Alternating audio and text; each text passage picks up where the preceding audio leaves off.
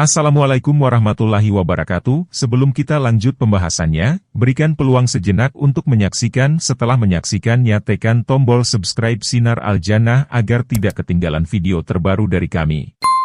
Manusia membutuhkan waktu mengandung selama 9 bulan untuk melahirkan dan anak manusia juga membutuhkan waktu yang lama untuk matang dan menjadi balik.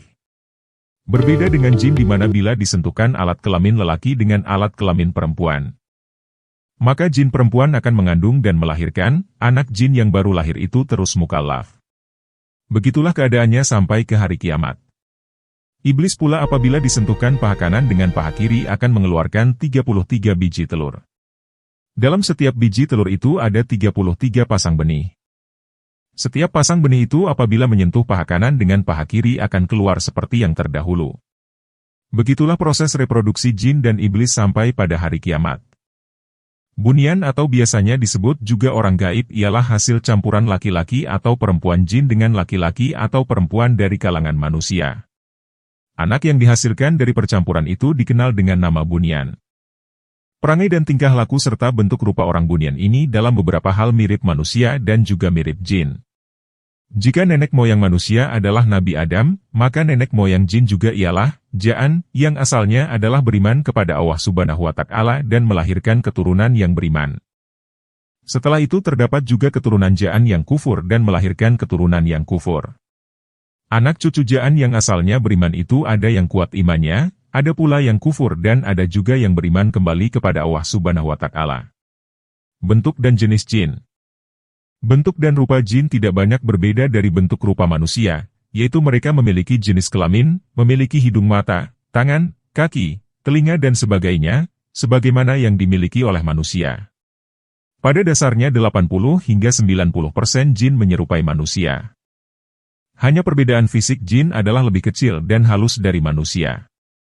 Bentuk tubuh mereka itu ada yang pendek, ada yang tinggi meski tidak lebih tinggi dari manusia dewasa, sekitar 3 hasta saja, dan bermacam-macam warnanya, yaitu putih, merah, biru, hitam dan sebagainya.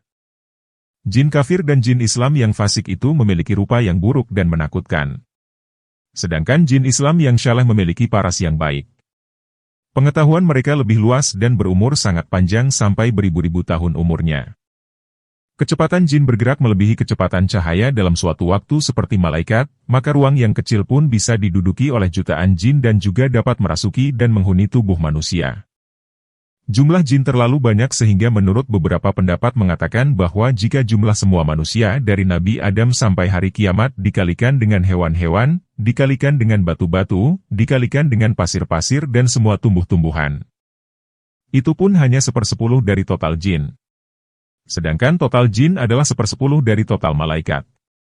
Total malaikat hanya Allah Subhanahu wa Ta'ala dan Rasul-Nya saja yang mengetahuinya.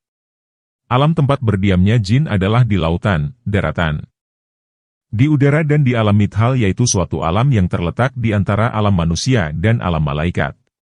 Jika kita diberikan oleh Allah kemampuan untuk melihat jin, sudah tentu kita akan melihat jarum yang jatuh dari atas tidak akan jatuh ke bumi, tetapi jatuh di belakang jin. Karena sangat banyaknya jumlah mereka. Sebagaimana sebuah hadis yang diriwayatkan oleh Imam Bukhari dari Rasulullah. Bila kamu menghadapi malam atau kamu telah berada di sebagian malam maka tahanlah anak-anakmu karena sesungguhnya setan berkeliaran ketika itu dan apabila berlalu sesuatu ketika malam maka tahanlah mereka dan tutuplah pintu-pintu rumahmu serta sebutlah nama Allah Subhanahu wa Ta'ala. Padamkan lampu-lampumu serta sebutlah nama Allah. Ikatlah minumanmu serta sebutlah nama Allah Subhanahu wa Ta'ala dan tutuplah sisa makananmu serta sebutlah nama Allah ketika menutupnya.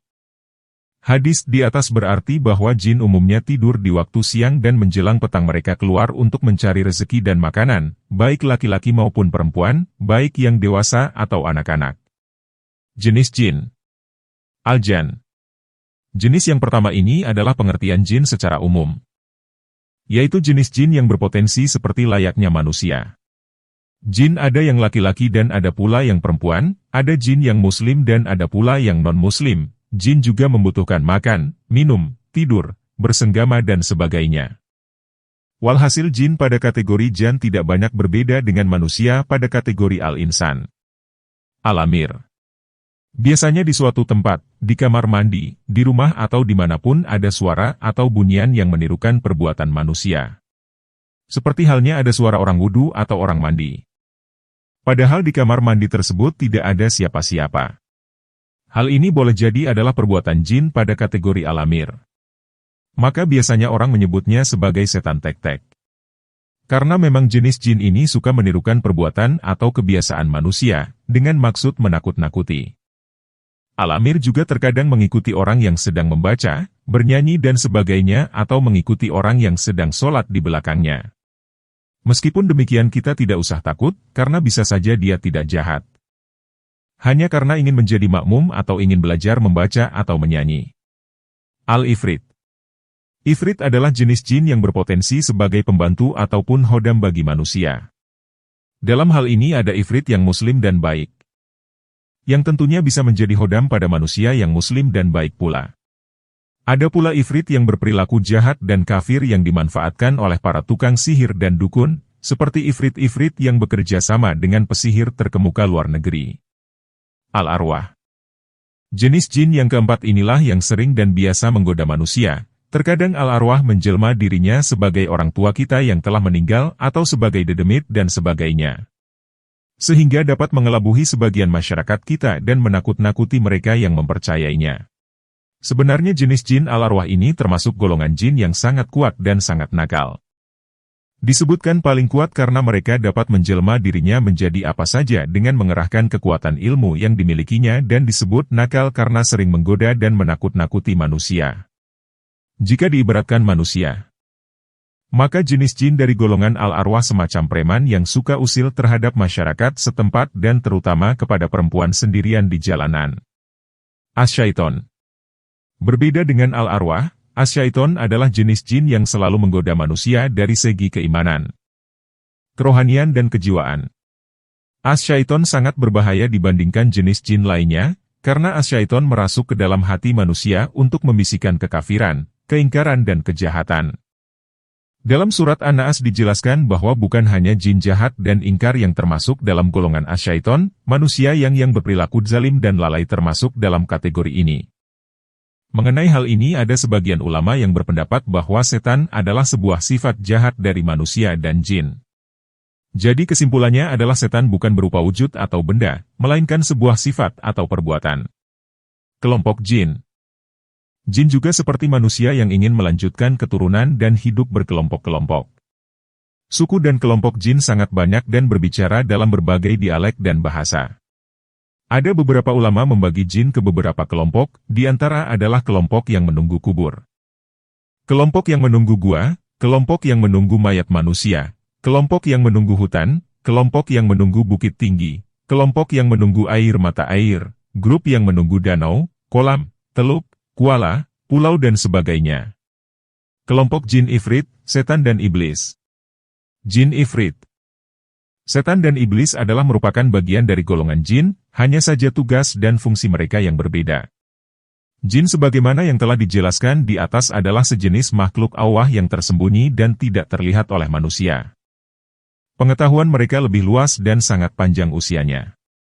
Sedangkan ifrit adalah golongan jin yang sangat kuat dan pandai menipu serta sangat busuk hati terhadap manusia. Golongan ini sangat sombong dan durhaka kepada Allah Subhanahu wa Ta'ala. Iblis dan setan juga terdiri dari golongan jin dan mereka adalah kaum jin yang sangat sombong lagi durhaka, pengacau dan menjadi musuh utama manusia dan mendapat kutukan Allah Subhanahu wa Ta'ala hingga hari kiamat. Sebagaimana firman Allah Subhanahu wa Ta'ala. Iblis menjawab, "Sebab engkau telah menghukum saya dengan tersesat, saya akan mencegah halangi mereka dari jalanmu yang lurus.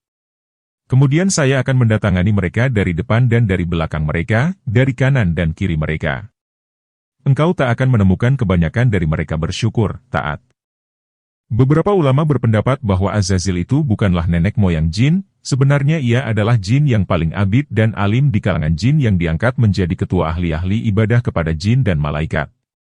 Dia menjadi angkuh dan diri di atas keilmuan, ketakwaan dan banyak beribadat serta asal-usul kejadiannya dibandingkan dengan manusia, Adam. Maka dengan sifatnya yang sombong itu Allah telah melaknatnya menjadi kafir dengan nama iblis. Mulai dari saat itulah iblis melancarkan gerakan permusuhan dengan manusia sampai hari kiamat. Allah Subhanahu wa Ta'ala telah menjelaskan bahwa ada 3 jenis permusuhan dilakukan oleh jin ke atas manusia, yaitu dalam kejahatan, asu, yaitu gemar membuat dosa-dosa dan maksiat hati dan segala anggota tubuh. Kekejian, al-fahsya'ah, sedih, yaitu kejahatan yang lebih buruk dan jahat. Kekejian ini adalah bagian dari hal yang membawa kepada kedurhakaan dan maksiat kepada Allah Subhanahu wa Ta'ala. Dalam kebohongan dan menipu Allah Subhanahu wa Ta'ala dalam perbuatan, kata dan nawaitu. 2. Kelompok hadam-hadam adalah pembantu atau suruhan yang akan membantu tuannya apabila diminta. Hadam terbagi atas 2 golongan, yaitu hadam asal. Hadam asal adalah terdiri dari rohani malaikat dan jin Islam peringkat tinggi yang nama mereka adalah nama malaikat. Ia tidak meminta syarat apapun kepada tuannya. Hadam jenis ini diharuskan oleh syara. Hadam bersyarat. Hadam jenis ini adalah terdiri dari jin alam rendah, terdiri dari jin Islam atau jin kafir. Golongan ini datang ke tuannya dengan perjanjian dan beberapa syarat khusus dan umum, baik yang bertepatan dengan hukum syariah atau yang diharamkan oleh syarat. Hadam jenis ini diharamkan oleh Islam. Hadam bersyarat ini akan datang menolong melalui salah satu cara berikut. Mendampingi dari luar. Hadam ini akan mendampingi dan menolong tuannya melalui eksternal saja, yaitu hanya dalam perbuatan, ucapan atau kasat hati. Mendampingi dari dalam. Hadam jenis ini juga dikenal sebagai tanasahul arwah atau penjelmaan hadam atau jin dalam diri seseorang, menurun, dengan menamakan diri mereka, saat menurun dengan nama-nama tertentu seperti Nabi Khidir, Panglima Hitam, Wali Songo dan sebagainya. Jin yang meresap dalam cara ini memungkinkan orang yang diresapi itu menunjukkan keajaiban dan hal-hal yang luar biasa seperti berbicara dalam bahasa Jawa, Arab, Inggris dan sebagainya, padahal sebelumnya orang tersebut tidak mengetahui sedikit pun bahasa-bahasa tersebut.